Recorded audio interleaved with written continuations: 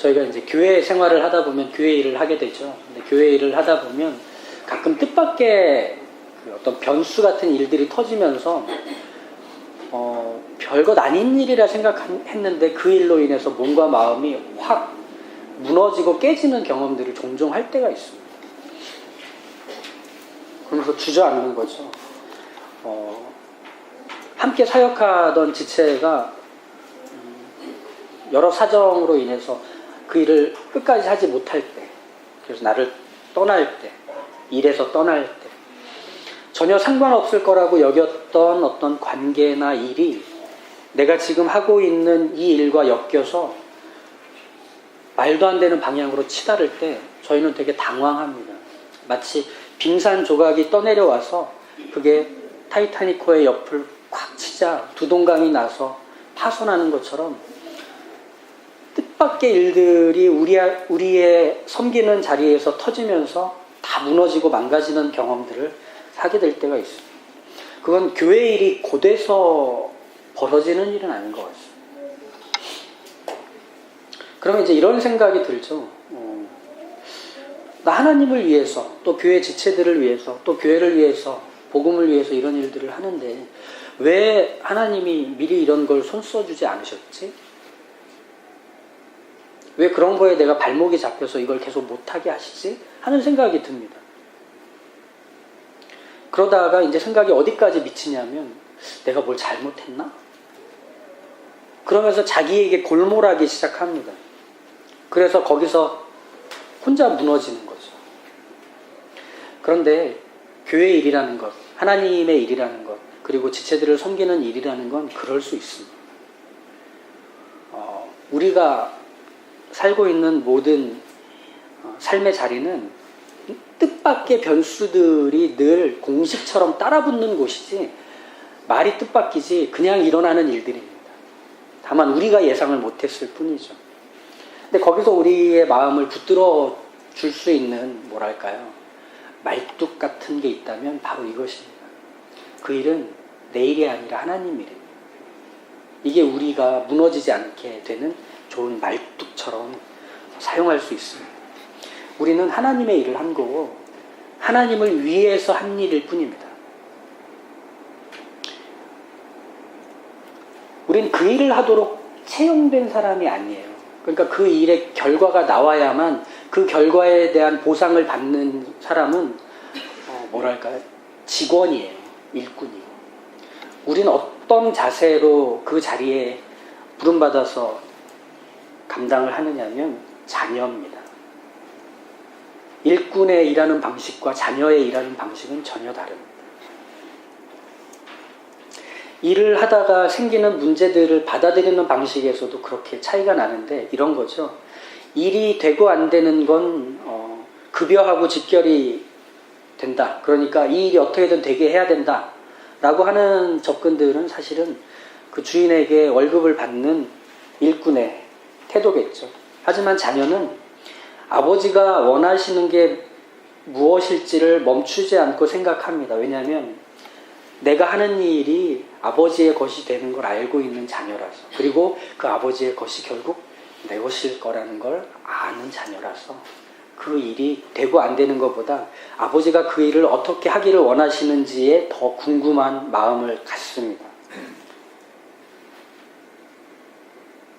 그래서 가장 중요한 가치는 일이 되고 안 되는 것보다 아버지가 뭘 생각하는지에 대한 것에 집중하게 되는 거죠.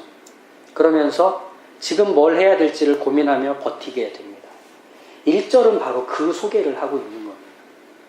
이러므로 그리스도 예수의 일로 너희 이방을 위하여 갇힌 자 된 나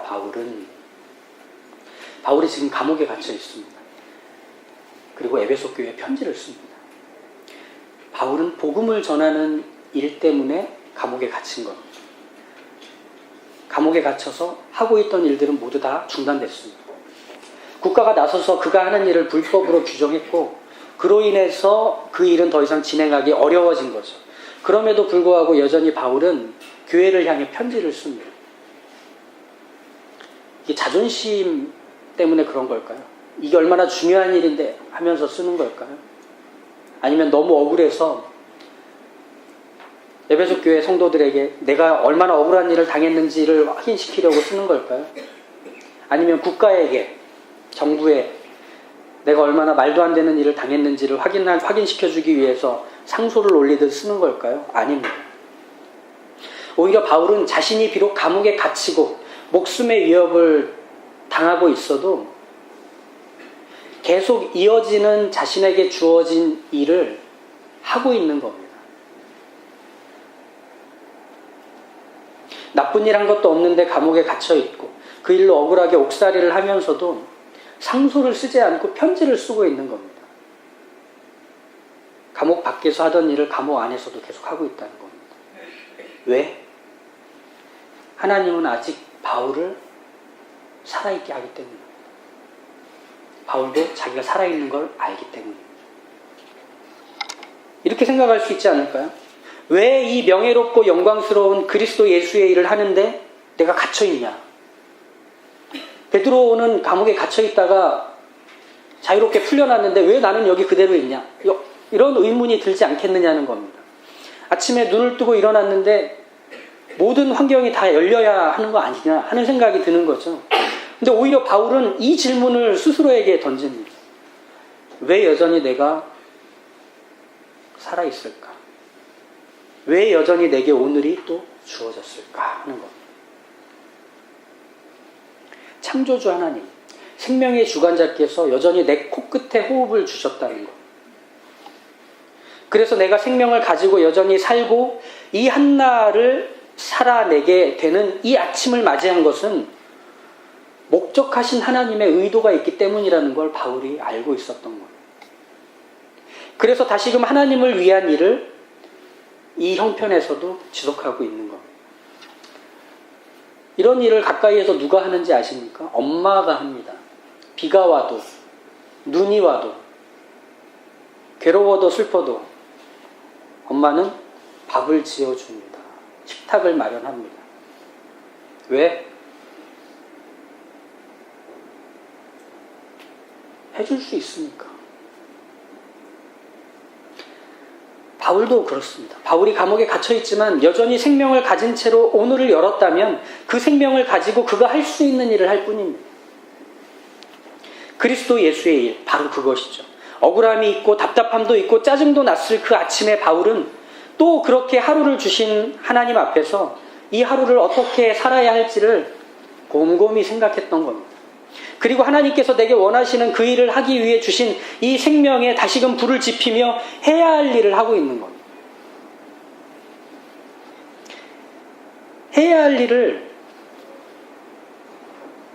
하게 되는 그 아침을 맞이하는 게 과연 만만찮은 일일까요? 사실 그렇지 않습니다. 오늘 아침 어떠셨습니까? 어제 그 화려했던 파티를 마치고 오늘 아침에 무릎부터 시큰거리며 눈이 오니 그래 하나님이 가지 말라 하시는가 보다. 오늘은 건너뛰기로. 막 이런 생각이 먼저 들지 않습니까? 뻐근하고 아픈 오늘일 수도 있고 기운 없는 오늘일 수도 있습니다. 눈물로 범벅이 된 오늘일 수도 있고 마주하기 싫은 사람과 상황들을 맞이해야 하는 오늘일 수도 있습니다. 하지만 그런 날에도 여전히 내가 눈을 떴다면 하나님께서 내게 해야 할 일이 있기 때문에 눈을 뜨게 하신 겁니다. 이 오늘을 주신 하나님, 여전히 내게 생명을 주시고 나로 그 복판에서 살라 하시는 하나님, 하루를 시작하는 아침을 하나님이 내게 허락하셨으면 이제 하나님께 그걸 물어보시면 됩니다. 어떻게 살아야 합니까? 어떻게 해야 합니까? 그게 일꾼의 방식으로 사는 삶이 아닌 자녀의 방식으로 사는 삶입니다. 일에 묻히는 사람이 아니라 해결되는 일을 감당하는 사람이 아니라 하나님과 묶인 사람 말이죠. 우리는 그렇게 하나님과 묶인 한 사람을 압니다. 요셉이죠. 요셉은 정말 철이 없었습니다. 아빠한테 사랑을 한 몸에 받으니까 엄마를 잃은 아들임에도 여전히 아빠의 사랑 속에서 그저 즐거웠죠. 그래서 신기한 꿈을 꿨고 그 꿈을 빨리 모두에게 말하고 싶었습니다. 얼마나 철이 없었습니까? 그러다가 형들의 미움이 폭발해서 노예 상인들에게 팔려지고 애굽의 노예로까지 끌려갑니다. 무슨 일을 당한 겁니까? 근데 이제 우리는 그런 생각하지 않습니까? 이제 팔려가는구나. 이제 애굽으로 가는 거야. 이 총리 대신이 되는 일만 남았지. 이렇게 생각하죠. 요셉에게도 그랬을까요? 팔려가면서 그래 조금만 참자 이랬을까요? 아닙니다. 우리는 사건 전체, 이야기 전체를 아니까 그렇게 생각하지만 요셉은 이 다음에 무슨 일이 벌어질지를 전혀 모릅니다. 다만 오늘이 있을 뿐입니다. 이렇게 생각했을 것 같아요. 왜 내가 여기까지 왔지? 무슨 일이 일어난 거지? 그리고 어떻게 되는 거지? 그 질문으로 아침을 열지 않았겠습니까? 누구에게 팔려갈까? 거긴 어떤 주인이 있을까? 거긴 어떤 사람들과 함께 생활해야 하는 걸까? 요셉에게 매일 아침은 그랬습니다. 오늘 밤만 자고 일어나면 도망칠 기회가 있겠지 하는 생각을 했을 겁니다. 근데 이 요셉의 이야기는 참 재밌습니다. 야, 내가 도망칠 기회만 생기면은 도망가야지 했을 요셉에게 하나님은 도망 못 치게 하십니다. 뭘 하시냐면 요셉이 하는 일마다 다 형통하게 하십니다. 다른 말로 하면 요셉이 하는 일마다 사람들이 주목하게 했다는 거예요. 그러니까 그 집 주인인 보디발이 요셉을 주목할 수밖에 없습니다. 아침마다 그랬겠죠. 요셉 어디 갔어? 그리고 그 주변에 같이 일하는 사람들이 그랬을 겁니다. 우리 요셉 어디 갔어? 밤마다 찾고 점심마다 찾고. 왜? 그가 하는 일마다 다 잘 되니까. 그에게 일을 맡기면 다 좋은 결과들을 내놓으니까 집 주인부터 그 가족 모두가 요셉을 좋아할 수밖에 없는 겁니다. 도망갈 기회는 액저녁에 넘어갔습니다. 그리고 감옥에 갇히죠. 누명을 쓰고. 근데 감옥에 갇혀서 어떻게 됐습니까? 그 감옥 간수장이 요셉에게 또 모든 일을 다 맡깁니다. 맡기고 나서 돌아보지도 않았다 합니다. 왜? 하는 일마다 너무 잘하니까. 그럼 어떻게 될까요? 도망 못 갑니다. 숟가락 하나 가지고 매일 이렇게 굴을 파야 쇼생크 탈출같이 이렇게 도망가는데 그것도 안 되죠. 늘 사람들이 다 주목하는 거. 얘가 빠지면 모든 게 안 되니까 얘 하나만 주목하고 있는 거. 그렇게 도망도 못 치고 영락없이 해야 할 일들에 묶여 요셉은 늘 같은 아침을 맞이했습니다. 왜 여기까지 왔지? 앞으로 무슨 일이 일어나지? 하는 그 아침 말이죠. 왜 자꾸 이런 일이 요셉에게 일어났을까요?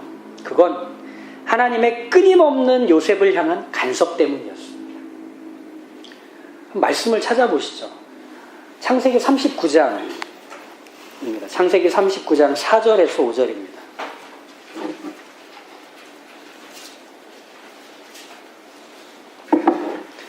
(39장 4절에서 5절) 요셉이 그의 주인에게 은혜를 입어 섬김에 그가 요셉을 가정총무로 삼고 자기의 소유를 다 그의 손에 위탁하니 그가 요셉에게 자기의 집과 그의 모든 소유물을 주관하게 한 때부터 여호와께서 요셉을 위하여 그 애굽 사람의 집에 복을 내리심으로 여호와의 복이 그의 집과 밭에 있는 모든 소유에 미친지라.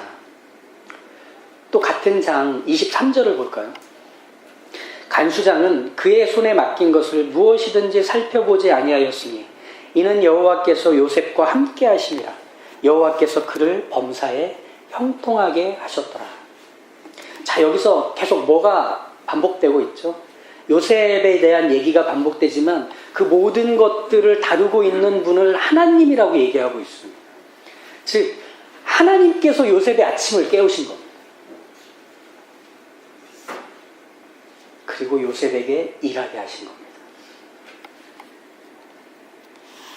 요셉이 했던 그 일들은 하나같이 그 위에 있는 주인과 간수장에게 유익이 되고 만족이 되고 안심이 되는 그런 일들이었습니다.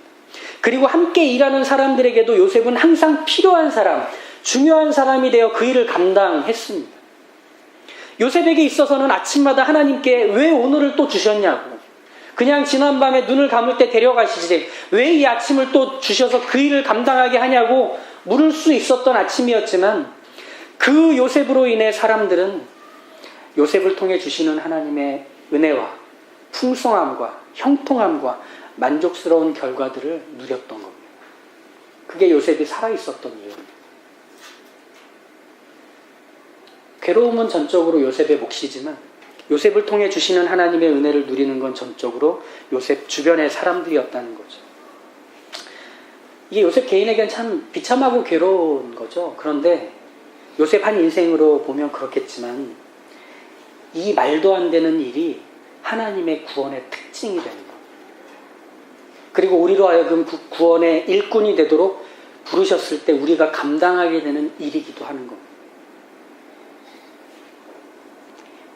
2절과 4절, 우리가 오늘 읽은 에베소서 3장 2절과 4절을 다시 한번 보시죠. 너희를 위하여 내게 주신 하나님의 그 은혜의 경륜을 너희가 들었을 터이라.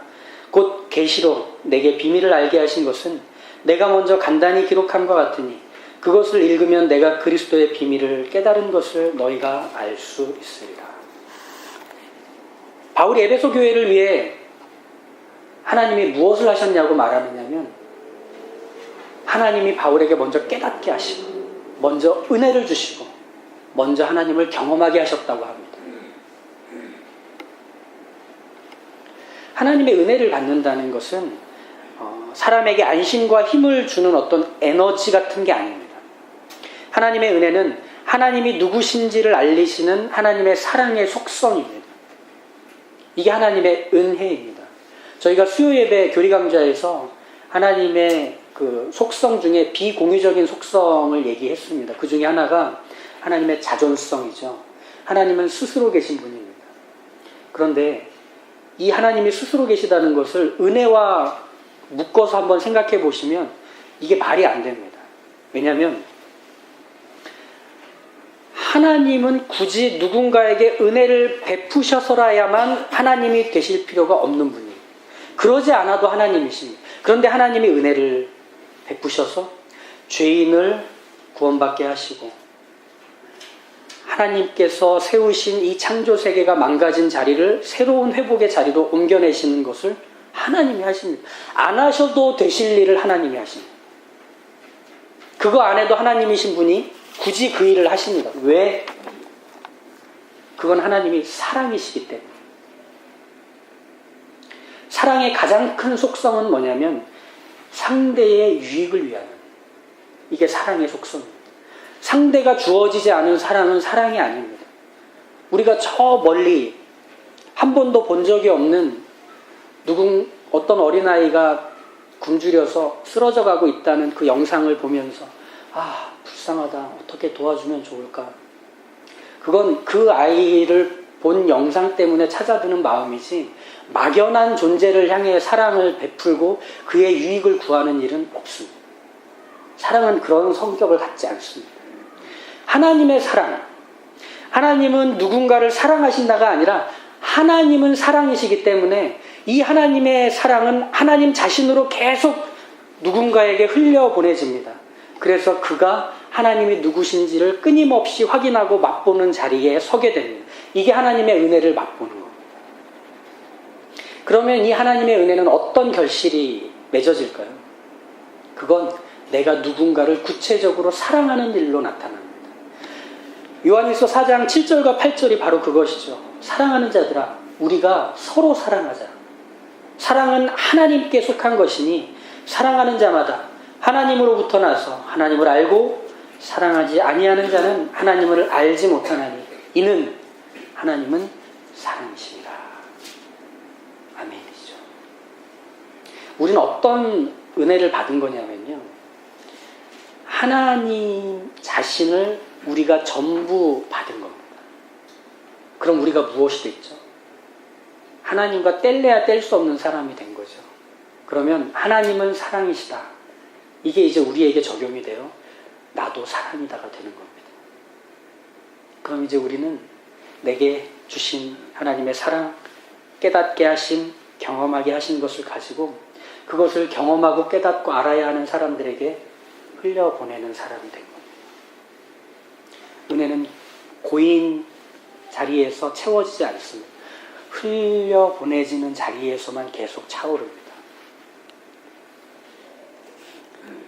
요셉에 대한 소개를 시편 105편에서는 이렇게 말합니다.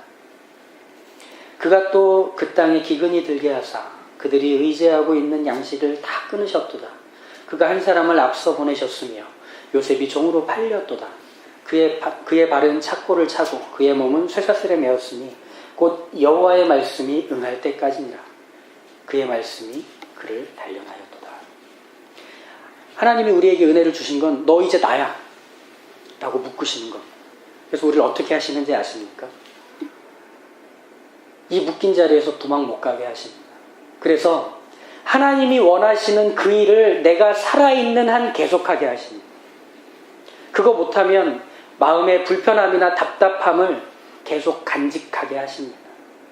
죄는 그걸 지우는 일이 죄거든요. 근데 은혜는 그걸 깨닫게 하는 겁니다. 계속 그 긴장과 불편함을 갖게 만드는 겁니다. 그래서 우리로 뭘 하게 합니까? 사람을 살리는 일에 나서게 합니다. 하나님에 대해서 도무지 관심 없는 인생들을 향해 애타하는 마음을 갖게 합니다. 너 그렇게 살다 죽어라가 아니라 너 그렇게 살면 안 돼 라는 말을 내 입에서 튀어나오게 하나님은 우리에게 이미 은혜를 주십니다. 그래서 우리 거기에 묶여서 살 수밖에 없습니다. 얼마나 재미없는 인생입니까? 너 교회 다니더니 왜 이렇게 집요해졌니? 그건 교회 다녀서 그래. 우리 밥이나 먹을까? 너 또 밥 먹여놓고 또 교회 가자는 얘기 할 거잖아. 또 은혜 받은 얘기 할 거잖아. 그래, 그럼 더 맛있는 거 먹자. 이러면서 내게 주신 것이 내 것으로 끝나지 않게 하는 것. 하나님은 우리를 바로 그 자리에 착고로 묶으셨습니다. 쇠사슬로 칭칭 감아놓으셨습니다. 그가 구원받기까지 우리의 눈물은 마르지 않을 겁니다. 그 선한 일에 우리를 부르신 하나님. 그래서 우리의 아침은 그렇게 시작을 하는 겁니다. 하나님, 오늘 또 어떻게 해야 됩니까? 내 코끝에 호흡을 허락하셨는데 이 생명 가지고 또 무엇을 해야 합니까? 내가 하고 싶지 않은 일을 해야 하는 자리에 세우신다면 하나님께서 그 일을 할 힘을 주십시오. 그래서 그 일을 감당할 수 있도록 도와주십시오. 바로 이 일에 우리가 부름받아서 여기에 있는 것입니다. 그러니 이 은혜를 흘려보내고 이 사랑을 흘려보내는 자로 그 생명을 발휘하며 사시는 하나님의 자녀들 모두가 되시길 주님의 이름으로 축복합니다. 기도하겠습니다.